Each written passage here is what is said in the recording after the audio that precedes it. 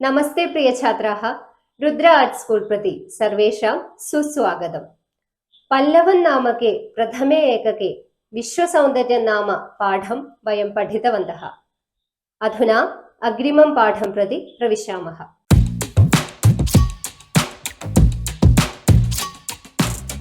द्वितीयः पाठः जीवातुरेव द्रुमः। द्रुमः जीवातुः एव। द्रुमः എന്ന് പറഞ്ഞാൽ എന്താ അർത്ഥം? മരം. ജീവാതുഹു ഏവ, ജീവനൌഷധം തന്നെ. മരം ജീവനൌഷധം തന്നെ. അതാണ് ഈ പാഠത്തിന്റെ ഹെഡിങ്. പാഠപ്രവേശഃ. പൂർവസ്മിൻ പാഠഭാഗേ പ്രകൃതേഃ മനോഹാരിതാം അധികൃത്യ കിഞ്ചിത് ജാനീമോ വയം. കഴിഞ്ഞ പാഠത്തില്, വിശ്വസൗന്ദര്യം എന്നുള്ള കഴിഞ്ഞ പാഠത്തില് നമ്മൾ പ്രപഞ്ചത്തെക്കുറിച്ചും അതിൻ്റെ സൗന്ദര്യത്തെക്കുറിച്ചും ഒക്കെ നമ്മൾ മനസ്സിലാക്കി. അതിനെ സംരക്ഷിക്കേണ്ടത് നമ്മുടെ ഉത്തരവാദിത്തമാണെന്ന് പറഞ്ഞാണ് ആ പാഠം നിർത്തിയിട്ടുള്ളത്. തസ്യ സംരക്ഷണായ, പ്രകൃതിയെ സംരക്ഷിക്കാനായിട്ട് സസ്യാനാം സംരക്ഷണമേവ പ്രഥമം കരണീയം. പ്രകൃതിയെ സംരക്ഷിക്കാൻ, പ്രപഞ്ചത്തെ സംരക്ഷിക്കാനായിട്ട് എന്താണ് ആദ്യം ചെയ്യേണ്ടത്? സസ്യാനാം സംരക്ഷണമേവ പ്രഥമം കരണീയം. സസ്യങ്ങളെ സംരക്ഷിക്കുകയാണ് ആദ്യമായി നമ്മൾ ചെയ്യേണ്ടത്. യത്ര യത്ര സസ്യാനാം നാശനം ദൃശ്യത്തെ തത്ര തത്ര അസ്മാഭിഃ തന്നിവാരണീയം. എവിടെയൊക്കെ നമ്മൾ സസ്യങ്ങളെ നശിപ്പിക്കുന്നത് കാണുന്നുവോ അവിടെയൊക്കെ നമ്മൾ അത് നിവാരണം ചെയ്യാനായിട്ട് പ്രവർത്തിക്കണം. അത് ഇല്ലാതാക്കാനായിട്ട് നമ്മളുടെ ഭാഗത്തു നിന്നൊരു ശ്രമം ഉണ്ടാകണം. സസ്യാനി അസ്മാകം പ്രാണാൻ പരിപാലയന്തി. സസ്യങ്ങൾ നമ്മുടെ ജീവനെ പരിപാലിക്കുന്നു എന്നാണ് പറഞ്ഞിട്ടുള്ളത്. നിങ്ങൾക്കറിയാം, സയൻസിലൊക്കെ നിങ്ങൾ പഠിച്ചിട്ടുണ്ടാവും അല്ലേ? ഓക്സിജൻ പുറത്തുവിട്ട് കാർബൺ ഡൈ ഓക്സൈഡ് സ്വീകരിച്ചിട്ടാണ് സസ്യങ്ങൾ ജീവിക്കുന്നത് അല്ലേ? നമ്മൾ പുറത്തുവിടുന്ന കാർബൺ ഡൈ ഓക്സൈഡ് അവർ സ്വീകരിക്കുകയും നമുക്കുള്ള ഓക്സിജൻ സസ്യങ്ങൾ തരികയും ചെയ്യുകയാണ്. അപ്പൊ അതുകൊണ്ട് തന്നെ ഈ നമ്മളുടെ പ്രാണനെ, നമ്മളുടെ ജീവനെ നിലനിർത്തുന്നത് സസ്യങ്ങളാണ് എന്നുള്ളത് സൂചിപ്പിക്കുകയാണ് ഇവിടെ. അതഃ തേഷാം സസ്യാനാം ജീവന സംരക്ഷണം അസ്മാകമപി കർത്തവ്യമേവ. അതുകൊണ്ട് തന്നെ നമ്മുടെ ജീവന്റെ നിലനിൽപ്പിന് ആവശ്യമായിട്ടുള്ളതാണ് സസ്യങ്ങൾ. അതുകൊണ്ട് തന്നെ ആ സസ്യങ്ങളുടെ ജീവനെ സംരക്ഷിക്കേണ്ടത് നമ്മുടെ കർത്തവ്യമാണ് എന്നാണ് പാഠപ്രവേശത്തിലൂടെ ഇവിടെ പറയുന്നത്. ഇനി ജീവാതുരേവ ദ്രുമഃ എന്ന പാഠത്തിലേക്കുള്ള ആമുഖമാണ്. പ്രകൃതേഃ അഭിന്നാഃ ഭാഗാഃ സന്തി വനസ്പതയഃ. വനസ്പതീനാം സർവേ ഭാഗാഃ സർവേഷാം പ്രാണിനാം കൃതേ സർവഥാ ഉപയോഗപ്രദാഃ ഭവന്തി. വൃക്ഷായുർവേദത്തില് സുരപാലൻ പറയുന്നുണ്ട് സസ്യങ്ങളെ 4ആയിട്ട് തിരിച്ചിട്ടുണ്ടെന്ന്. വൃക്ഷഃ, വനസ്പതി, വീരുത്ത്, ഓഷധി എന്നൊക്കെ. അങ്ങനെ അതിലെ ഒരു വിഭാഗമാണ് വനസ്പതികൾ. ഇവിടെ സസ്യങ്ങൾ എന്ന രീതിയിൽ മനസ്സിലാക്കിയാൽ മതി. വനസ്പതീനാം സർവേ ഭാഗാഃ സർവേഷാം പ്രാണിനാം കൃതേ സർവഥാ ഉപയോഗപ്രദാഃ ഭവന്തി.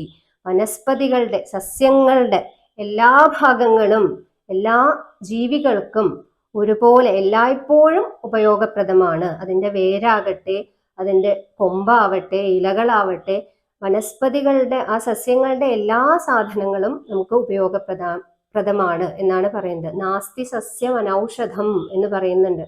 ഔഷധമല്ലാത്തതായിട്ട് സസ്യങ്ങളില്ല.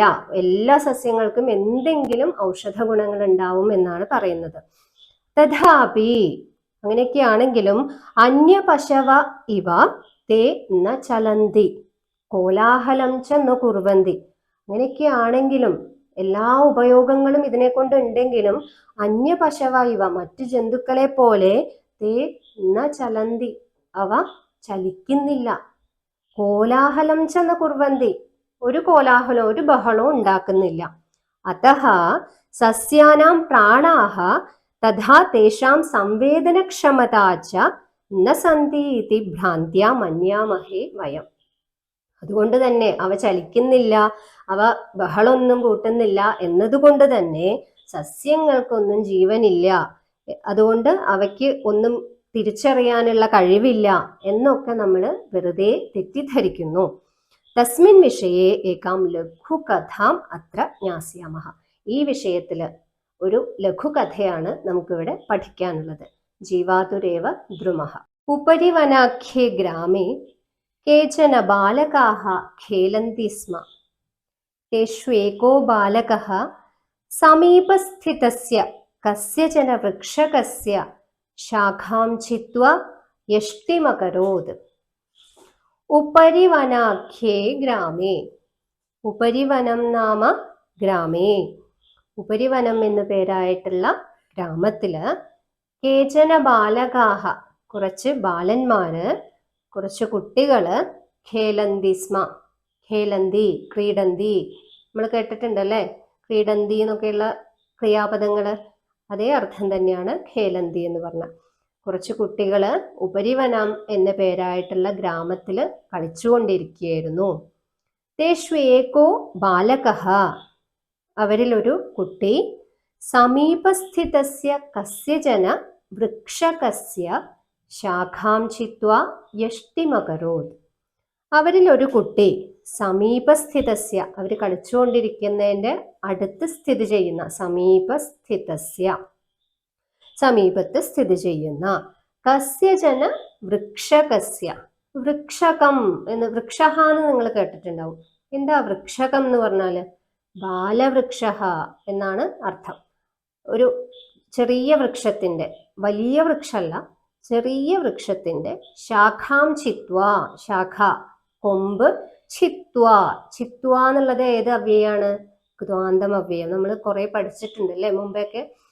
ചിത്വാ യഷ്ടിമകരോത്, ആ ചെറിയ വൃക്ഷത്തിന്റെ കൊമ്പൊടിച്ചിട്ട് യഷ്ടിമകരോത്, യഷ്ടി എന്ന് പറഞ്ഞാൽ വടി, വടി ഉണ്ടാക്കിക്കൊണ്ടിരിക്കുകയാണ്. തദ്ദൃഷ്ട്വാ ഇതരേ ബാലകാഹ അപി തസ്യ ബാലവൃക്ഷസ്യ ശാഖാപത്രാണി ഭഞ്ജയിതും ആരഭന്ത. അത് കണ്ടിട്ട്, ഒരു കുട്ടി കാണിക്കണ കണ്ടു കഴിഞ്ഞാൽ ബാക്കിയുള്ളവരൊക്കെ അതുപോലെ ചെയ്യുമല്ലേ. കൂട്ടത്തിൽ കളിച്ചുകൊണ്ടിരിക്കുകയാണെന്ന് വെച്ചാൽ ആ കുട്ടി ചെയ്യുന്നത് പോലെ നമുക്കും ചെയ്താൽ എന്താ എന്നൊരു തോന്നലുണ്ടാവും. അങ്ങനെ ചെയ്യാൻ തുടങ്ങും. അതുപോലെ തദ്ദൃഷ്ട, ആ കുട്ടി അവിടെ ആ ശാഖ ഒടിച്ചിട്ട് വടി ഉണ്ടാക്കണത് കണ്ടു കഴിഞ്ഞപ്പോ ഇതരേ ബാലകാഹ, മറ്റു കുട്ടികളും എന്ത് ചെയ്തു?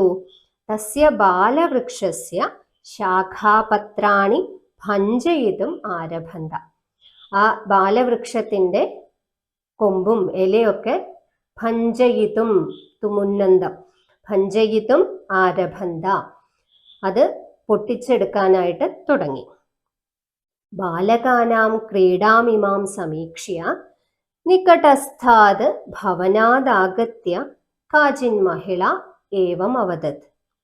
ഈ കുട്ടികളുടെ ഈ കളിയൊക്കെ കണ്ടിട്ട് അടുത്തുള്ള നികടസ്ഥാത് ഭവനാദാഗത്യ, അടുത്തുള്ള ഭവനത്തിൽ നിന്ന്, വീട്ടിൽ നിന്ന് ഒരു സ്ത്രീ വന്നിട്ട് അവരോട് പറയുകയാണ്.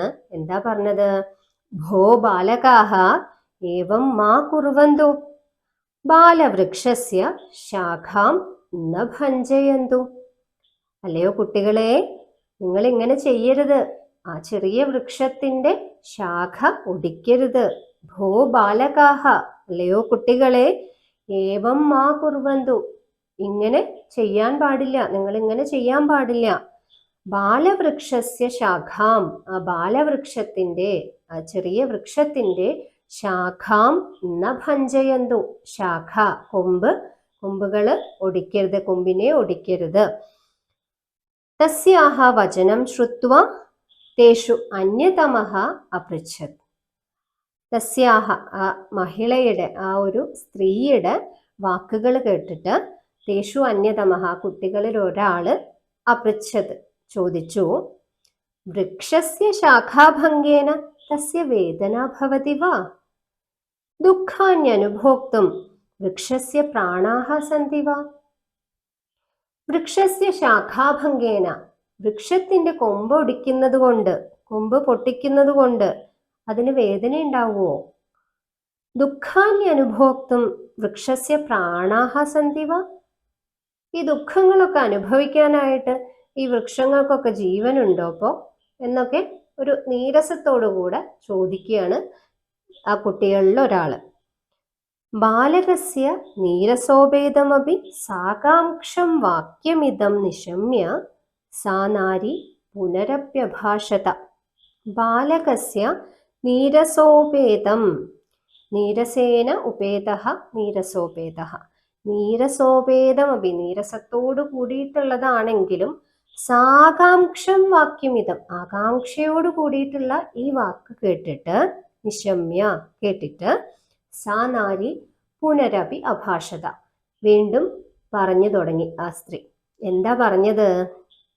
ആം ബാലകാഹ വൃക്ഷാണമപി ജീവനമസ്തി വയമിവ തേപി ശ്വസന്തി പിബന്തി ച യദി ഭവതാം സംശയഃ ചേത് അധ്യാപകം പൃച്ഛന്തു ഇതി. എന്താ പറഞ്ഞത്? ആം ബാലകാഹ, അതേ കുട്ടികളെ, വൃക്ഷാണമപി ജീവനമസ്തി, വൃക്ഷങ്ങൾക്കും ജീവനുണ്ട്. വയമിവ തേപി ശ്വസന്തി പിബന്തി ച, നമ്മളൊക്കെ ശ്വസിക്കുന്നുണ്ട് അല്ലെ? നമ്മൾ ശ്വസിക്കുന്നത് പോലെ വൃക്ഷങ്ങളും ശ്വസിക്കുന്നുണ്ട്. നമ്മൾ വെള്ളം കുടിക്കുന്നത് പോലെ അവരും വെള്ളം കുടിക്കുന്നുണ്ട്. തേ അപി ശ്വസന്തി പിബന്തി ച, വയമിവ തേ അപി ശ്വസന്തി പിബന്തി ച, നമ്മളെ പോലെ അവരും ശ്വസിക്കുന്നുണ്ട്, കുടിക്കുന്നുണ്ട്.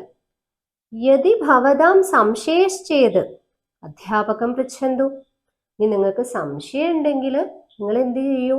നിങ്ങളുടെ മാഷിനോട് പോയി ചോദിക്കൂ, അധ്യാപകനോട് പോയി ചോദിക്കൂ എന്ന് പറഞ്ഞു.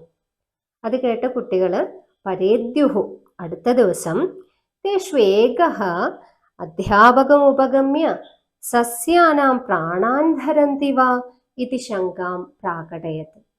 അടുത്ത ദിവസം അതിലൊരു കുട്ടി അധ്യാപകം ഉപഗമ്യ, അധ്യാപകന്റെ അടുത്ത് ചെന്നിട്ട്, സസ്യാനി പ്രാണാൻ ധരന്തി വാ, സസ്യങ്ങള് അവയ്ക്ക് ജീവനുണ്ടോ, സസ്യങ്ങൾക്ക് ജീവനുണ്ടോ, അവ ശ്വസിക്കുന്നുണ്ടോ, അവ കുടിക്കുന്നുണ്ടോ?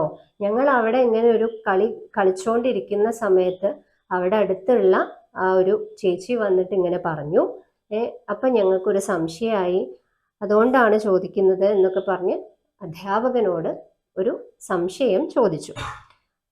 സസ്യാനി പ്രാണാൻ ധരന്തി വാ ഇതി ശങ്കാം പ്രാകടയത്, സസ്യങ്ങള് ജീവൻ ഉള്ളവയാണോ എന്നൊരു ശങ്ക പ്രകടിപ്പിച്ചു. തസ്യ ജിജ്ഞാസാം വിജ്ഞായ, ആ കുട്ടിയുടെ ജിജ്ഞാസ, ജ്ഞാതുമിച്ഛ ജിജ്ഞാസ, അറിയാനുള്ള ആഗ്രഹം, ആ ജിജ്ഞാസ വിജ്ഞായ അറിഞ്ഞിട്ട്, കിഞ്ചിത് വിഹസ്യ, കിഞ്ചിത് വിഹസ്യ കുറച്ചൊന്ന് ചിരിച്ചിട്ട്, ഹസിത്വ എന്ന ദ്വാന്തം നമ്മൾ പഠിച്ചിട്ടുണ്ട് അല്ലെ?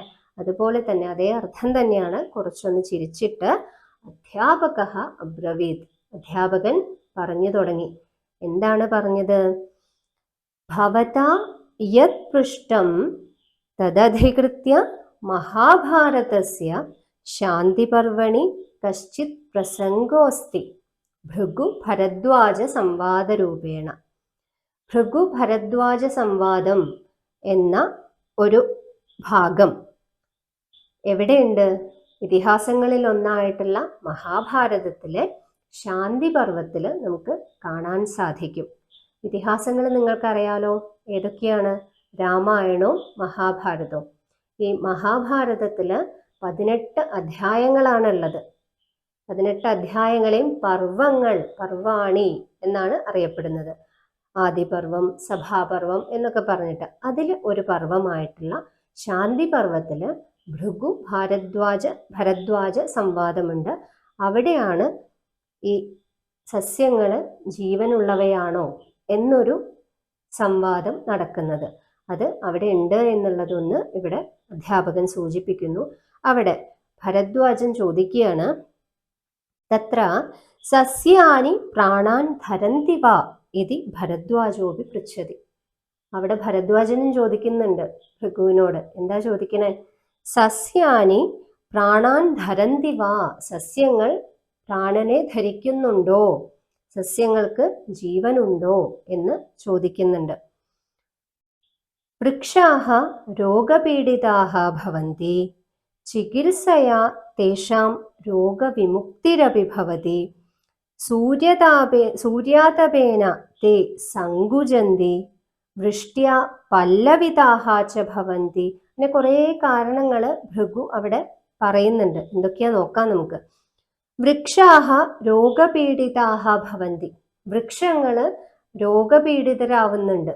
വൃക്ഷങ്ങൾക്ക് പലതരത്തിലുള്ള രോഗങ്ങളും വരുന്നുണ്ട്. നിങ്ങൾ കണ്ടിട്ടുണ്ടാവും, ചിലതിന്റെ ഇല പൊഴിഞ്ഞു പോകുന്നത്, ചിലത് ഇങ്ങനെ വാടിക്കൂമ്പി നിൽക്കുന്നത്, ചില ഇലകളിൽ വെള്ള കളറിലുള്ള പൊടികളൊക്കെ കാണുന്നത്. അങ്ങനെ വൃക്ഷങ്ങൾക്കും അതേപോലെ ശാഖയ്ക്ക് എന്തെങ്കിലും കേടുപാടുകൾ, അങ്ങനെ വൃക്ഷങ്ങളും സസ്യങ്ങളും അവയ്ക്കും രോഗം ഉണ്ടാവുന്നുണ്ട്. ചികിത്സയാ തേഷാം രോഗവിമുക്തിരഭിഭവതി. അതിന് തക്കതായിട്ടുള്ള ചികിത്സ കൊടുത്തു കഴിഞ്ഞാൽ, ചില പുകയില കഷായം എന്നൊക്കെ പറഞ്ഞ്, അതേപോലെ വെണ്ണീറിട, അങ്ങനത്തെയൊക്കെയുള്ള ചികിത്സകൾ, ചെറിയ ചെറിയ ചികിത്സകളുണ്ട്. വൃക്ഷായുർവേദത്തിൽ ഈ സുരപാലൻ പറയുന്നുണ്ട്, വൃക്ഷങ്ങളുടെ അസുഖങ്ങളെ പറ്റിയിട്ടും അതിൻ്റെ ചികിത്സാ വിധികളെ പറ്റിയിട്ടും ഒക്കെ അവിടെ വിശദമായിട്ട് പറയുന്നുണ്ട്. അപ്പോൾ ആ ചികിത്സാ വിധികളൊക്കെ നമ്മൾ ചെയ്തു കഴിഞ്ഞാൽ രോഗവിമുക്തിരഭിഭവതി, ആ രോഗത്തിൽ നിന്ന് ഈ സസ്യങ്ങൾ അല്ലെങ്കിൽ ഈ വൃക്ഷങ്ങൾ വിമുക്തരാവും, അതിൽ നിന്ന് മാറി ഭേദമായിട്ട് നല്ലതുപോലെ വളരാൻ തുടങ്ങും. സൂര്യാതപേന തേ സങ്കുചന്തി, ശക്തമായിട്ടുള്ള ചൂട് ഉണ്ടാവുമ്പോൾ തേ സങ്കുചന്തി, സൂര്യാതപം കൊണ്ട്, സൂര്യന്റെ ശക്തമായ ചൂട് കൊണ്ട് അതെന്താണ് എന്താ ഉണ്ടാവുന്നത്? സങ്കുചന്തി, അത് കൂമ്പിപ്പോകുന്നു അല്ലെ. വൃഷ്ട്യാ പല്ലവിതാഹ ച ഭവന്തി, വൃഷ്ടി ഉണ്ടാവുമ്പോൾ, മഴ ഉണ്ടാവുമ്പോൾ എന്താ ഉണ്ടാവണേ? പല്ലവിതാഹ, തളിരിട്ട് തുടങ്ങും. അത് നമുക്ക് ഇപ്പൊ തന്നെ അനുഭവമാണല്ലോ. ഏപ്രിൽ മെയ് മാസത്തിലുള്ള ചൂട് കൊണ്ട് നിങ്ങളുടെ വീട്ടിലെ വൃക്ഷങ്ങളും സസ്യങ്ങളും ഒക്കെ നോക്കിക്കഴിഞ്ഞാൽ, ചെടികളൊക്കെ നോക്കിക്കഴിഞ്ഞാൽ അറിയാം അല്ലെ, ഉണങ്ങിക്കരിഞ്ഞ് ആകെ കൂമ്പി നിൽക്കുകയായിരുന്നുണ്ടാവും. ഇപ്പൊ മഴക്കാലം തുടങ്ങിക്കഴിഞ്ഞപ്പോൾ എന്തായി? മഴക്കാലം തുടങ്ങിക്കഴിഞ്ഞപ്പോൾ നല്ല പോലെ തളിരിട്ട് നല്ല ഉഷാറായിട്ട് നിൽക്കുന്ന സസ്യങ്ങളെ നമുക്ക് കാണാൻ സാധിക്കും. നമ്മുടെ ചുറ്റും നോക്കിയാൽ തന്നെ നമുക്കത് കാണാൻ സാധിക്കും. ഇനി ഛിദ്യതേ ചേത് തസ്മാത് സ്രവാഹ ക്ഷരന്തി, ഛിദ്യതേ ചെയ്ത്, മുറിക്കുകയാണെങ്കിൽ, മുറിക്കുന്ന സമയത്ത് തസ്മാത് സ്രവാഹ ക്ഷരന്തി, അതിൽ നിന്ന് എന്താണ് ഒഴുകി വരിക? സ്രവങ്ങള്, നീരൊഴുകി വരും അല്ലെ. മുറിക്കുന്ന സമയത്ത് എന്തെങ്കിലും മരങ്ങൾ നിങ്ങൾ മുറിച്ചു നോക്കിയിട്ടുണ്ടോ? ആ സമയത്ത് അതിൽ നിന്ന് അതിന്റെ നീര് പുറത്തേക്ക് ഒഴുകി വരും. ലതാഹ വൃക്ഷാൻ ഉപഗമ്യ താൻ പരിവേഷ്ടന്തി, വള്ളികളാകട്ടെ വൃക്ഷാനുപഗമ്യ, വൃക്ഷങ്ങളുടെ അടുത്ത് ചെന്നിട്ട് അവയെ ചുറ്റി പിടിച്ച് കയറി അങ്ങനെ നിൽക്കുന്നു. യത്ര സൂര്യാംശവഃ തസ്യാം ദിശി തേ ഉന്മുഖാഹ തിഷ്ഠന്തി, എവിടെയാണോ സൂര്യന്റെ കിരണങ്ങൾ ഉള്ളത്, സൂര്യപ്രകാശം വേണം ചെടികൾക്ക് വളരാനായിട്ട് അല്ലെ. അപ്പോ എവിടെയാണോ സൂര്യന്റെ കിരണങ്ങൾ ഉള്ളത് അവിടേക്ക്, തസ്യാം ദിശി, ആ ദിശയിലേക്ക്, ഉന്മുഖാഹ, തല ഉയർത്തിപ്പിടിച്ചിട്ട്, തിഷ്ഠന്തി തേ പാദൈഹി ജലം പിബന്തി, ഈ വൃക്ഷങ്ങൾ അല്ലെങ്കിൽ സസ്യങ്ങൾ എന്താ ചെയ്യുന്നത്? പാദൈഹി ജലം പിബന്തി, വെള്ളം കുടിക്കുന്നത് എന്തുകൊണ്ടാണ്? കാലുകൊണ്ടാണ്. അതുകൊണ്ടാണ് അവയെ പാദപാഹ എന്ന് പറയുന്നത്. തേ പാദൈഹി ജലം പിബന്തി ഇത്യതഃ പാദപാഹ ഇതി കഥ്യന്തെ. അങ്ങനെ കാലുകൊണ്ട് വെള്ളം കുടിക്കുന്നു എന്നുള്ളത്, വെള്ളം വലിച്ചെടുക്കുകയാണ് ചെയ്യുന്നത് അല്ലെ, അതുകൊണ്ടാണ് അതിനെ പാദപാഹ എന്ന് പറയുന്നത്. ഇതി വിവിധൈഹി ലൗകിക ദൃഷ്ടാന്തേഹി ഭൃഗുഹു സസ്യാനി അസുന്ദധതേ ഇതി വിശദീകരോതി. ഇങ്ങനെ വിവിധങ്ങളായിട്ടുള്ള ലൗകിക ഉദാഹരണങ്ങളിലൂടെ, നമ്മൾ നിത്യവും കാണുന്ന ഉദാഹരണങ്ങളിലൂടെ ഭൃഗു സസ്യങ്ങൾ അസുന്ദധതേ, ജീവൻ ധരിക്കുന്നുണ്ട്, അവയ്ക്ക് ജീവനുണ്ട് എന്ന് വിശദീകരിക്കുന്നു. അപ്പൊ നമ്മള് മഹാഭാരതത്തില് സസ്യങ്ങൾ പ്രാണൻ ധരിക്കുന്നുണ്ട് എന്നുള്ള ഭൃഗു ഭരദ്വാജ സംവാദം എന്താണെന്ന് മനസ്സിലാക്കി കഴിഞ്ഞു. ഇനി അടുത്ത പാരഗ്രാഫിലേക്ക് പോവാം. ആധുനികേപി കാലേ ജഗദീഷ് ചന്ദ്ര ബോസ് ഇതി പ്രഖ്യാതോ ഭാരതീയ സസ്യശാസ്ത്രജ്ഞഃ സസ്യാനി പ്രാണാൻ ധരന്തി ഇതി ബഹുവിധൈഃ പ്രമാണൈഃ സമർത്ഥയതി സ്മ. ആധുനിക കാലേപി, പണ്ട് കാലത്ത് ഇതിഹാസങ്ങളിൽ പറഞ്ഞിട്ടുണ്ട് സസ്യങ്ങള് പ്രാണൻ ധരിക്കുന്നുണ്ട്, ജീവനുള്ളവയാണ് സസ്യങ്ങൾ എന്ന് പറഞ്ഞിട്ടുണ്ട്. ഇന്നത്തെ കാലത്തും ജഗദീഷ് ചന്ദ്ര ബോസിനെ പോലെ, JC ബോസിനെ പോലെയുള്ള പ്രമുഖരായിട്ടുള്ള ഭാരതീയ സസ്യശാസ്ത്രജ്ഞന്മാര് സസ്യങ്ങള് പ്രാണനെ ധരിക്കുന്നു എന്ന് പല വിധത്തിലുള്ള പ്രമാണങ്ങളെ കൊണ്ട് സമർത്ഥിക്കുന്നുണ്ട്. ഈ JC ബോസ് ക്രെസ്കോഗ്രാഫ് എന്ന പേരായിട്ടുള്ള ഒരു ഉപകരണം കണ്ടുപിടിച്ചിട്ടുണ്ട്. അതിലൂടെ സസ്യങ്ങളുടെ അനുനിമിഷമുള്ള വളർച്ച എന്താണെന്ന് മനസ്സിലാക്കാനും അവയുടെ പ്രതികരണങ്ങൾ എന്താണെന്ന് മനസ്സിലാക്കാനും ആ ക്രെസ്കോഗ്രാഫ് എന്നുള്ള ഉപകരണത്തിലൂടെ സാധിക്കും. അതേപോലെ ചൂട്, തണുപ്പ്, വെളിച്ചം, ശബ്ദം എന്നിവയൊക്കെ സസ്യങ്ങളും തിരിച്ചറിയുന്നുണ്ട്, അതിനോട് അവ പ്രതികരിക്കുന്നുണ്ട് എന്നൊക്കെ ഈ ഉപകരണത്തിലൂടെ മനസ്സിലാക്കാൻ സാധിക്കും. ആ ഒരു ഉപകരണത്തിന്റെ പിൻബലത്തിലൂടെയാണ് സസ്യങ്ങൾ പ്രാണൻ ധരിക്കുന്നുണ്ട് എന്നുള്ളത് JC ബോസ് സമർത്ഥിക്കുന്നത്. അതഃ വത്സ സർവേഷാമപി ജന്തൂനാം സസ്യാനാം രക്ഷണം പോഷണം ച സർവഥാ കരണീയം ഭവതി. അതഃ വത്സ, അതുകൊണ്ട് കുട്ടി, സർവേഷാമപി ജന്തൂനാം സസ്യാനാം രക്ഷണം പോഷണം ച, എല്ലാ ജന്തുക്കളുടെയും സസ്യങ്ങളുടെയും രക്ഷണവും, അവയെ സംരക്ഷിക്കലും, പോഷണം ച, അവയെ വളർത്തലും, അവയെ പരിപാലിക്കലും, ച സർവഥാ, എല്ലാ പ്രകാരത്തിലും, കരണീയം, ചെയ്യേണ്ടതാണ് എന്ന് അധ്യാപകൻ കുട്ടിയെ പറഞ്ഞു മനസ്സിലാക്കി കൊടുക്കുകയാണ്.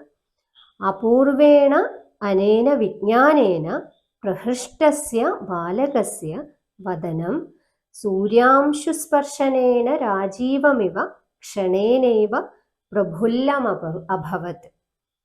അപൂർവേണ അനേന വിജ്ഞാനേന, അപൂർവമായിട്ടുള്ള ഈ അറിവിലൂടെ, വിജ്ഞാനേന അറിവിലൂടെ, പ്രഹൃഷ്ടസ്യ ബാലകസ്യ, പ്രകർഷേണ ഹൃഷ്ടഃ പ്രഹൃഷ്ടഃ, സന്തുഷ്ടനായിട്ടുള്ള അങ്ങനെയുള്ള അപൂർവമായിട്ടുള്ള ഈ അറിവ് അധ്യാപകനിൽ നിന്ന് കിട്ടിയപ്പോൾ ആ ഒരു സന്തോഷത്തില് ബാലകസ്യ വദനം, ആ സന്തോഷത്തോടു കൂടി നിൽക്കുന്ന കുട്ടിയുടെ വദനം, മുഖം, സൂര്യാംശു സ്പർശനേന, സൂര്യകിരണങ്ങൾ ഏറ്റ്, സൂര്യകിരണങ്ങളുടെ സ്പർശനം കൊണ്ട് എങ്ങനെയാണോ താമരപ്പൂ വിരിയുന്നത്, രാജീവമിവ, താമരപ്പൂ വിരിയുന്നത് പോലെ, ക്ഷണേനൈവ, പെട്ടെന്ന് തന്നെ, പ്രഫുല്ലമഭവത്, വിടർന്നു. അപ്പോ സസ്യങ്ങൾക്ക് ജീവനുണ്ട് എന്നുള്ളത് നമ്മൾ മഹാഭാരതത്തിലെ ഭൃഗുഭരദ്വാജ സംവാദത്തിലൂടെയും ആധുനിക ഭാരതീയ സസ്യശാസ്ത്രജ്ഞനായിട്ടുള്ള ജഗദീഷ് ചന്ദ്ര ബോസിന്റെ പ്രമാണങ്ങളിലൂടെയും നമ്മൾ മനസ്സിലാക്കി കഴിഞ്ഞു.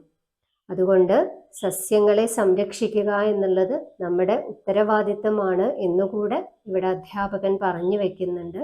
എല്ലാവരും സസ്യങ്ങളെയും വൃക്ഷങ്ങളെയും പ്രകൃതിയെയും സംരക്ഷിക്കാൻ മനസ്സുള്ളവരായി തീരുക, അതിനുവേണ്ടി പ്രയത്നിക്കുക എന്ന് പറഞ്ഞുകൊണ്ടാണ് ഈ പാഠഭാഗം അവസാനിക്കുന്നത്. പദച്ഛേദത്തിലേക്ക് പോകാം.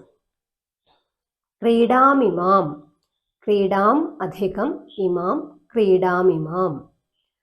ഭവനാദാഗത്യ, ഭവനാത് അധികം ആഗത്യ, ഭവനാദാഗത്യ.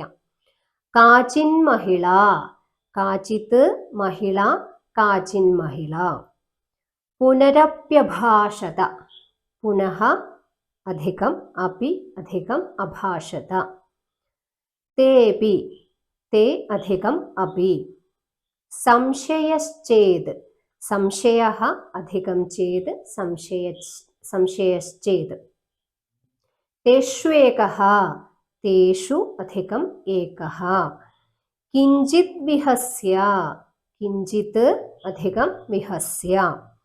അധ്യാപകോബ്രവീത്, അധ്യാപകഃ അബ്രവീത്. തദധികൃത്യ, തത് അധികം അധികൃത്യ. പ്രസംഗോസ്തി, പ്രസംഗഃ അധികം അസ്തി.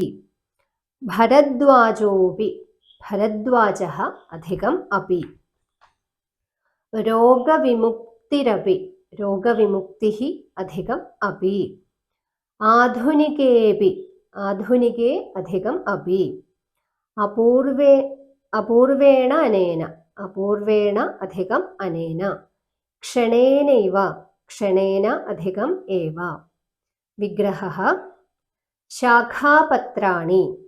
ശാഖാ ച പത്രം ച ശാഖാപത്രം താനി ശാഖാപത്രാണി. ബാലവൃക്ഷസ്യ. ബാലഃ ച അസൗ വൃക്ഷഃ ബാലവൃക്ഷഃ തസ്യ ബാലവൃക്ഷസ്യ.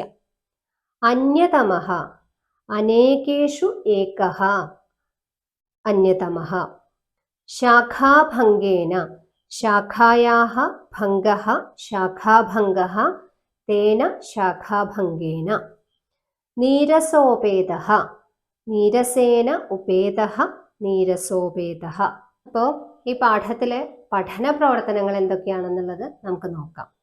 ഒന്നാമത്തെ പ്രവർത്തനം, കഥാം പഠിത്വാ മഹിളായാः ബാലകാനാം ച അഥവാ അധ്യാപകസ്യ ബാലകസ്യ ച മിഥഃ സംഭാഷണം രചയതു.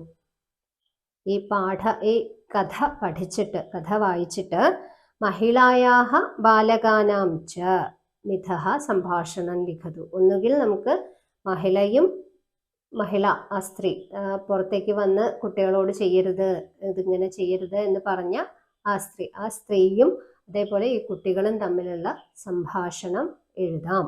അല്ലെങ്കിൽ അധ്യാപകനും ബാലകനും തമ്മിലുള്ള, അധ്യാപകന്റെ അടുത്ത് പോയിട്ട് ബാലകൻ ചോദിക്കുകയാണ് ഈ സസ്യങ്ങൾക്ക് ജീവനുണ്ടോ എന്ന് ചോദിക്കുന്നുണ്ട് അല്ലെ. അപ്പോൾ അവര് തമ്മിലുള്ള സംഭാഷണം, ഇതിലേതെങ്കിലും ഒരു സംഭാഷണം നമുക്ക് എഴുതാൻ വേണ്ടിയിട്ടാണ് പഠന പ്രവർത്തനം ഒന്ന് പറയുന്നത്. അപ്പൊ അതിൽ ശ്രദ്ധിക്കേണ്ടുന്ന കാര്യങ്ങൾ, എന്താണ് ആശയം എന്നുള്ളത് നമുക്ക് കൃത്യമായിട്ട് അറിയണം. ആശയജ്ഞാനം ഉണ്ടാവണം. എന്താണ് ആ സാഹചര്യം? കുട്ടികൾ കളിച്ചുകൊണ്ടിരിക്കുമ്പോൾ ഒരു ബാലവൃക്ഷത്തിന്റെ കൊമ്പ് ഒടിച്ചുകൊണ്ട് അവര് വെറുതെ വടി ഉണ്ടാക്കി കളിക്കുകയാണ്. അത് കണ്ടിട്ട് അടുത്തുള്ള വീട്ടിൽ നിന്ന് ഒരു സ്ത്രീ പുറത്തേക്ക് ഇറങ്ങി വന്നിട്ട് കുട്ടികളോട് അത് ചെയ്യരുത് എന്ന് പറഞ്ഞു. ഇതൊക്കെ നമ്മൾ പാഠഭാഗത്തിൽ കണ്ടതാണ് അല്ലെ. അപ്പോൾ ആ ഒരു സാഹചര്യം വെച്ചിട്ട് എന്തൊക്കെയാണ് അവർ തമ്മിൽ സംഭാഷണം നടത്തിയിട്ടുണ്ടാവുക എന്നുള്ളത് നമ്മളൊന്ന് എഴുതി നോക്കുക. അതിൽ നമുക്ക് പ്രശ്നവാചക ശബ്ദങ്ങൾ ഉപയോഗിക്കാം. കിം കുത്ര കതി കഥ കുതഹ കഥം കിമർത്ഥം എന്നൊക്കെയുള്ള സപ്തകകാരങ്ങളെ കുറിച്ചൊക്കെ നിങ്ങൾ ചെറിയ താഴെയുള്ള ക്ലാസ്സുകളിൽ നിന്നൊക്കെ പഠിച്ചിട്ടുണ്ടാവും.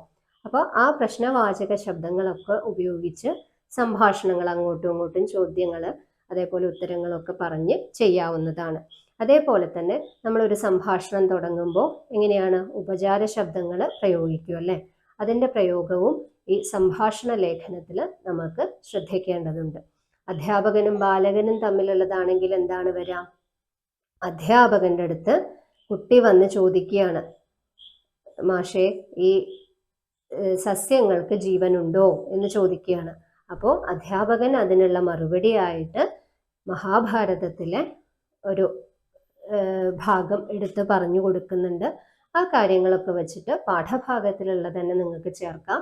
അതോടൊപ്പം ചെറിയ ചെറിയ സംഭാഷണങ്ങൾ നിങ്ങളുടേതായിട്ടുള്ള ഭാവനയ്ക്കനുസരിച്ച് കൂട്ടിച്ചേർത്ത് ചെയ്യാവുന്നതാണ്.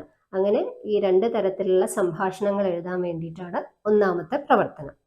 ഇനി രണ്ടാമത്തെ പ്രവർത്തനം എന്താണ്? പാഠഭാഗാത് ഭൂതകാല ക്രിയാപദാനി ചിത്വ വാക്യാനി രചയതു.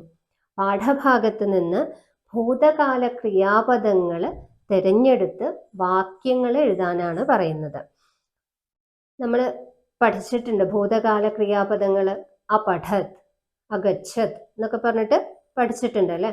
നമ്മുടെ പാഠഭാഗത്തിലും അങ്ങനെയുള്ള വാക്യങ്ങൾ, ഭൂതകാല ക്രിയാപദങ്ങളുണ്ട്. എന്തൊക്കെയാണ്? അഭവത്, അപൃച്ഛത് എന്നൊക്കെയുള്ള ഭൂതകാല ക്രിയാപദങ്ങൾ നമ്മൾ കണ്ടിട്ടുണ്ട്. അത് വെച്ച് വാക്യങ്ങൾ ഉണ്ടാക്കി നോക്കുക.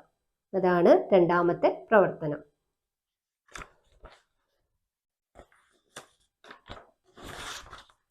മൂന്നാമത്തെ പ്രവർത്തനം, ക്ദ്വാന്ത ലബന്ത തുമുന്നന്താനി അവ്യയാനി അന്യാനി അവ്യയാനി ച ചിത്വ പട്ടികാം രചയതു. ഒരു പട്ടികയുടെ ചിത്രം നമുക്ക് അവിടെ കൊടുത്തത് കാണാം അല്ലെ. ക്ദ്വാന്തം, ലബന്ധം, തുമുന്നന്തം, അന്യത്.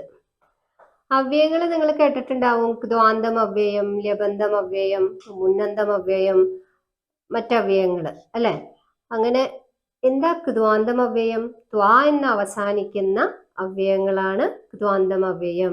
ഗത്വ, പീത്വ, ഉഷിത്വ എന്നൊക്കെ പറഞ്ഞിട്ടുള്ള ത്വ എന്ന് അവസാനിക്കുന്ന അവ്യയങ്ങളാണ് ക്വാന്തം അവ്യയങ്ങള്. ലബന്ധം അവ്യയങ്ങള് ആനീയ, നിലീയ എന്നൊക്കെയുള്ള യാ എന്ന് അവസാനിക്കുന്നവ. തും എന്ന് അവസാനിക്കുന്നതാണ്, തുമുന്ന് അവസാനത്തിൽ വരുന്നതാണ് തുമുന്നന്തങ്ങള്, തുമുന്നന്തം അവ്യയങ്ങള്. ഭഞ്ജയിതും, പാതും എന്നൊക്കെയുള്ള തും എന്ന് അവസാനിക്കുന്നവ. അപി, ച മുതലായവയൊക്കെ മറ്റ് അവ്യയങ്ങളായിട്ട് നമുക്ക് മനസ്സിലാക്കാം. പാഠഭാഗം വായിച്ചിട്ട് ഈ ഉദാഹരണങ്ങൾക്കനുസരിച്ച് ഇതിൽ കൊടുത്തിട്ടുണ്ട് ഉദാഹരണം. ക്വാന്തം ചിത്വ, ലബന്ധം സമീക്ഷ്യ, തുമുന്നന്തം ഭഞ്ജയിതും, അന്യത് അപി.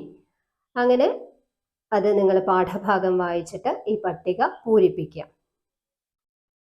അടുത്ത പ്രവർത്തനം, അധോദത്ത സൂചനാഹ സ്വീകൃത്യ ജീവനചരിതം ലിഖതു.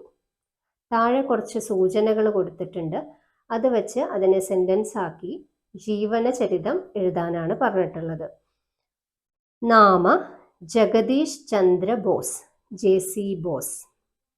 ജന്മ 850-800 നവംബർ 30 ദിനാങ്കേ. പിതരൗ ഭഗവാൻ ചന്ദ്രബോസ്, പ്രസന്നകുമാരി ദേവി. കർമ്മക്ഷേത്രം സസ്യശാസ്ത്രജ്ഞഃ ജീവശാസ്ത്രജ്ഞഃ. പ്രസിദ്ധിഃ റേഡിയോ ശാസ്ത്രസ്യ പിതാ. മൃത്യുഃ 37-900 നവംബർ 23 ദിനാങ്കേ. അപ്പോൾ ഇത്രയും സൂചനകൾ തന്നു കഴിഞ്ഞാൽ എങ്ങനെയാണ് ജീവചരിത്രം എഴുതുക?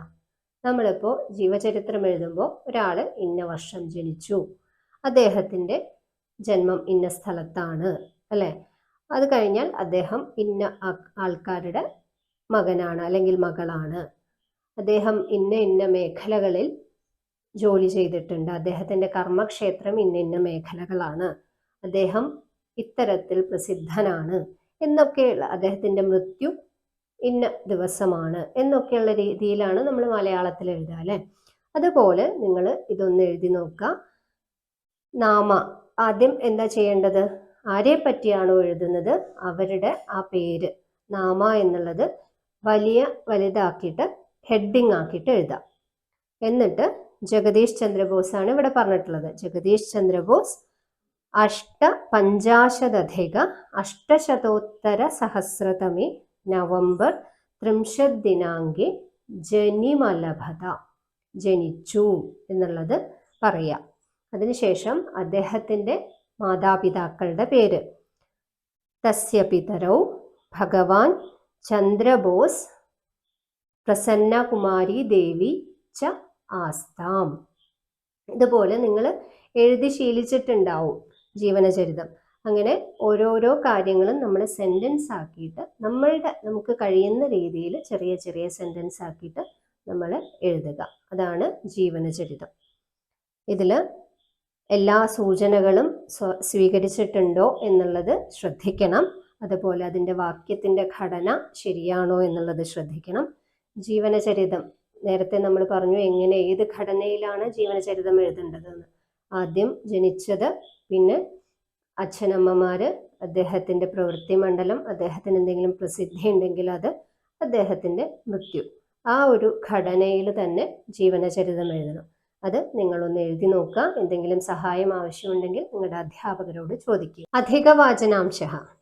കർത്തവ്യം, കരണീയം എന്നീ 2 പദങ്ങളെയാണ് ഇവിടെ അധിക വാചനാംശത്തിൽ പരിചയപ്പെടുത്തുന്നത്. ചെയ്യേണ്ടത്, ചെയ്യപ്പെടേണ്ടത്, ചെയ്യാൻ യോഗ്യമായത് എന്നൊക്കെയുള്ള അർത്ഥത്തിലാണ് ഇത് പ്രയോഗിക്കുന്നത്. ഇതിൽ കർത്തവ്യം എന്ന് പറഞ്ഞാൽ അത് തവ്യത് പ്രത്യയമാണ്. കരണീയം എന്നുള്ളത് അനീയര് പ്രത്യയമാണ്. രണ്ടിനും ഒരേ അർത്ഥമാണെങ്കിലും തവ്യത്, അനീയര് എന്നിങ്ങനെ 2 ഭാഗമായിട്ടാണ് പറയുന്നത്. കർത്തവ്യം, കരണീയം ഒരേ അർത്ഥത്തിലാണ് പറയുന്നത്.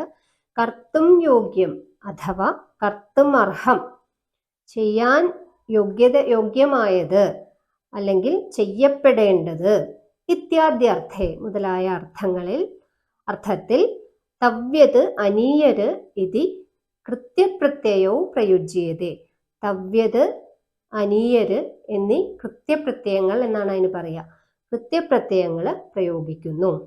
ഒരു ഉദാഹരണം ഇവിടെ കൊടുത്തിട്ടുണ്ട്. സ്മർത്തും യോഗ്യം സ്മർത്തവ്യം. അതേ അർത്ഥം തന്നെയാണ്. ഓർക്കാൻ യോഗ്യമായത്, ഓർക്കപ്പെടേണ്ടത്. സ്മർത്തും യോഗ്യം സ്മർത്തവ്യം അഥവാ സ്മരണീയം. അതുപോലെ തന്നെയാണ് ബാക്കി കുറച്ച് ഉദാഹരണങ്ങളും കൂടെ കൊടുത്തിട്ടുണ്ട്. ലേഖിതും യോഗ്യം ലേഖിതവ്യം അഥവാ ലേഖനീയം.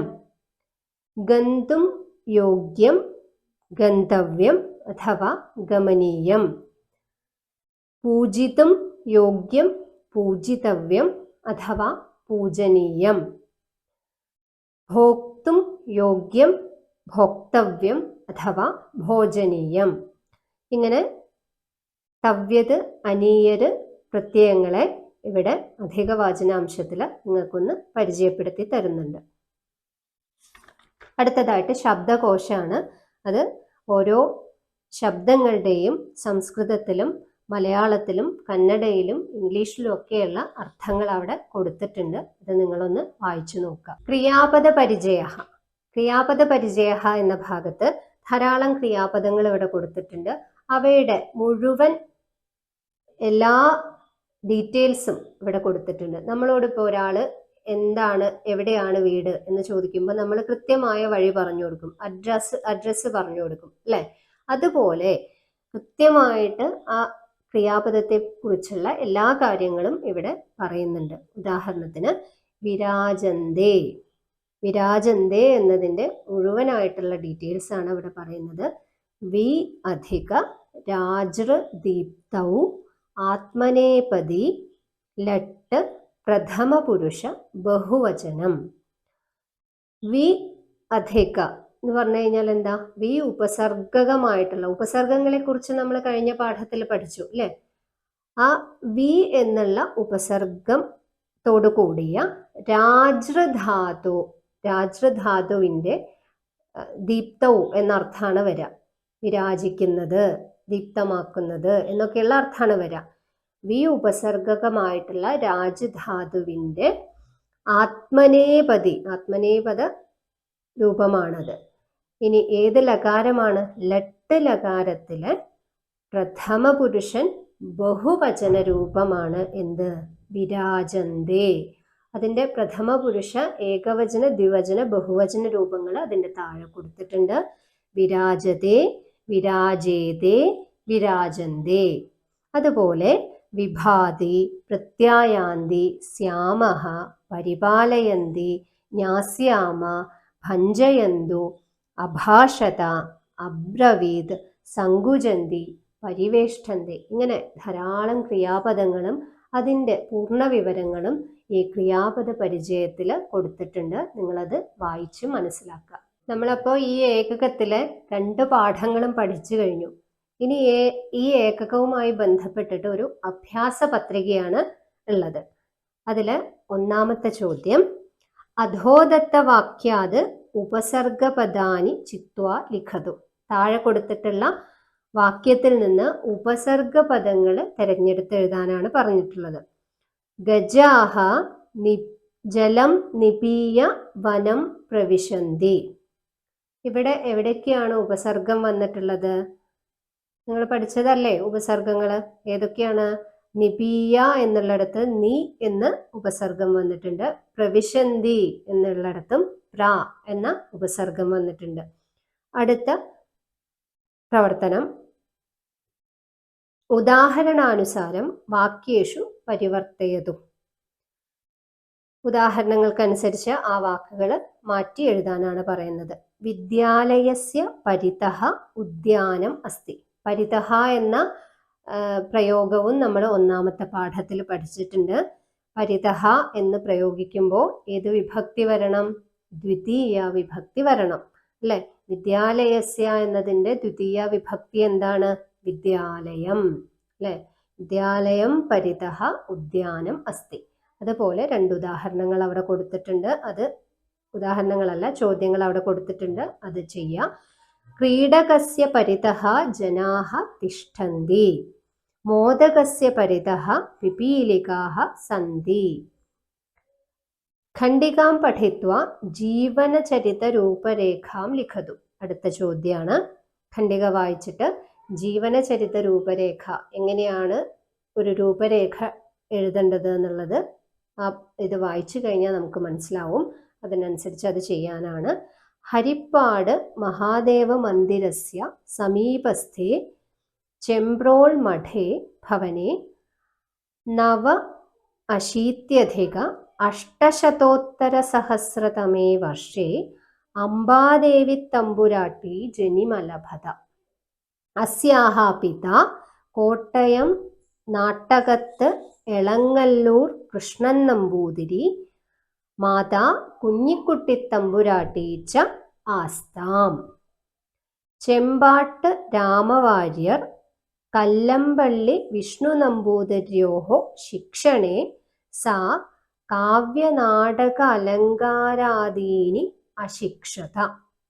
ബാല്യേ കവിതാരചനാപാടവം പ്രകടിതവതി. സാ കൈരള്യാം സംസ്കൃതേ ച കവിതാരചനാസു സമർത്ഥ ആസീത്. ഭാഷാന്തരീകരണേപി അസ്യാഹ അത്യധിക അഭിരുചിഃ ആസീത്. തയാ മേൽപ്പത്തൂര് നാരായണഭട്ടതിരേः അഷ്ടമീപ്രബന്ധഃ കൈരള്യാ അനൂദിതാഃ. ഏവം മാനവിക്രമ ഏട്ടൻ തമ്പുരാൻ മഹാഭാഗേന കൈരള്യാം വിരചിതം ദശകുമാരചരിതം തേനൈവ നാംന സാ സംസ്കൃതേ അനൂദിതവതി. ദേവീസ്തുതിഃ നാമ സ്തോത്രകാവ്യമപി അനയാ വിരചിതം ദൃശ്യത്തെ.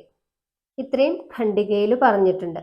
ഇനി അതിൽ നിന്ന് നാമ, ആരെ പറ്റിയാണ് നമ്മൾ പറയുന്നത്? ആരാ? അംബാദേവി തമ്പുരാട്ടി, അല്ലെ? അംബാദേവി തമ്പുരാട്ടി എന്നാണ് ആ നാമ എന്നുള്ളിടത്ത് എഴുതേണ്ടത്. ജന്മ, എപ്പോഴാണ് ജനിച്ചത് എന്നുള്ളത് ആ ഖണ്ഡികയിൽ വ്യക്തമായി പറഞ്ഞിട്ടുണ്ട്. അത് നമുക്ക് എഴുതാം. പിതരോ, അവരുടെ മാതാപിതാക്കൾ ആരൊക്കെയാണ് എന്നുള്ളതും പറഞ്ഞിട്ടുണ്ട്. പിത കോട്ടയം നാട്ടകത്ത് എളങ്ങള്ളൂർ കൃഷ്ണൻ നമ്പൂതിരി, മാതാ കുഞ്ഞിക്കുട്ടി തമ്പുരാട്ടി. അത് കഴിഞ്ഞാൽ കൃതയഃ, അവരെഴുതിയിട്ടുള്ള കൃതികൾ ഏതൊക്കെയാണെന്നുള്ളത് അവിടെ നമുക്ക് ലിസ്റ്റ് ചെയ്യാം. മൃതിഹി എന്നുകൂടെ അതിൽ കൊടുത്തിട്ടുണ്ട്. പക്ഷെ നമുക്ക് ഖണ്ഡികയിൽ മൃതി എന്നാണെന്ന് പറഞ്ഞിട്ടില്ല. അത് നിങ്ങൾ കണ്ടെത്തി അതും കൂടെ ചേർത്ത് എഴുതുക. അടുത്ത ചോദ്യം, ഉദാഹരണാനുസാരം വാക്യേഷു പരിവർത്തയതു. വരുണഃ ദ്വിചക്രികായാം ഹിമാലയം ഗച്ഛതി. അവിടെ ഗച്ഛതി എന്ന് ബോൾഡ് ആക്കിയിട്ടിട്ടുണ്ട്, കുറച്ച് കറുപ്പിച്ചിട്ടുണ്ട് അല്ലെ. ആ ഗച്ഛതി എന്നതിനാണ് പരിവർത്തനം നടത്തേണ്ടത്. വരുണഃ ദ്വിചക്രികായാം ഹിമാലയം അഗച്ഛത്, ഭൂതകാല ക്രിയാപദമാക്കി മാറ്റണം. അയന സംസ്കൃതോത്സവേ ഗാനം ആലപതി. ഇവിടെ ഗച്ഛതി എന്നത് അഗച്ഛത് എന്നായി. ആലപതി എന്നതിൻ്റെ ഭൂതകാല ക്രിയാപദം അവിടെ എഴുതുക. ആത്മിക പരിസ്ഥിതി ദിനെ ബാലവൃക്ഷം രോപയതി. രോപയതി എന്നതിൻ്റെ ഭൂതകാല ക്രിയാപദം അവിടെ എഴുതുക. അടുത്ത പ്രവർത്തനം, പ്രകൃതിഃ സർവേഷാം ഇത്യസ്മിൻ വിഷയേ സൂചനാനുസാരം ലഘു ഉപന്യാസം ലിഖത. അപ്പം നമ്മൾ 2 പാഠങ്ങൾ പ്രകൃതിയുടെ സൗന്ദര്യത്തെക്കുറിച്ചും അതിനെ സംരക്ഷിക്കേണ്ടതിൻ്റെ ആവശ്യകതയെക്കുറിച്ചും സസ്യങ്ങളെല്ലാം ജീവൻ ഉള്ളവയാണ് എന്നതിനെക്കുറിച്ചും ഒക്കെ പഠിച്ചു അല്ലേ. ഇവിടെ കുറച്ച് കാര്യങ്ങൾ, സൂചനകൾ തന്നിട്ടുണ്ട്. അതനുസരിച്ച് ഒരു ലഘു ഉപന്യാസം എഴുതാനാണ് പറഞ്ഞിട്ടുള്ളത്. പഞ്ചഭൂതാത്മകം, പ്രകൃതി എന്ന് പറയുന്നത് പൃഥ്വി, തേജോ, വായു, ആകാശം, ഈ 5 ഭൂതങ്ങളും അടങ്ങിയിട്ടുള്ളതാണ് പ്രകൃതി. പ്രകൃതിയിലെ ഓരോ ജീവജാലങ്ങളും പഞ്ചഭൂതത്തിൽ അധിഷ്ഠിതമായിട്ടുള്ളതാണ്. അനേകേ ജീവജാല, ഈ ജീവജാലങ്ങളൊക്കെ അതിൽ അധിഷ്ഠിതമായിട്ടുള്ളതാണെന്ന് കണക്ട് ചെയ്ത് എഴുതണം. പരസ്പര ആശ്രയത്വം, സസ്യങ്ങൾ ജന്തുക്കളെ ആശ്രയിക്കുന്നു, തിരിച്ച് അങ്ങോട്ടും ഇങ്ങോട്ടുള്ള ആശ്രയത്വം അതിൽ വരണം. അതുപോലെ പ്രകൃതിയെ ചൂഷണം ചെയ്യുന്ന കാര്യം അതിൽ വരണം. അതിനെ സന്തുലിതാവസ്ഥയിൽ നിർത്താനായിട്ട് എന്തൊക്കെ നമ്മൾ ചെയ്യണം എന്നുള്ള കാര്യങ്ങളും കൂടെ അതിൽ വരണം. ആ ഒരു രീതിയിൽ നമ്മൾ ഒരു ഉപന്യാസം എഴുതാനാണ് ഈ ലാസ്റ്റ് ചോദ്യത്തിൽ പറഞ്ഞിട്ടുള്ളത്. അതിൻ്റെ എന്തെങ്കിലും സംശയങ്ങൾ ഉണ്ടെങ്കിൽ നിങ്ങൾ അധ്യാപകരോട് ചോദിച്ച് മനസ്സിലാക്കി എഴുതുക. പല്ലവം എന്ന ഏകകത്തിലെ 2 പാഠങ്ങളും ഇവിടെ പൂർത്തിയായിരിക്കുകയാണ്. വിശ്വസൗന്ദര്യവും അതേപോലെ ജീവാതുരേവ ദ്രുമഃ എന്നുള്ള 2 പാഠങ്ങളും നമ്മൾ പൂർത്തിയാക്കിയിട്ടുണ്ട്. ഇനി അടുത്ത ഏകകം പലാശം എന്ന ഏകകവുമായി നമുക്ക് അടുത്ത ക്ലാസ്സിൽ കാണാം. വന്ദേ സംസ്കൃത മാതരം.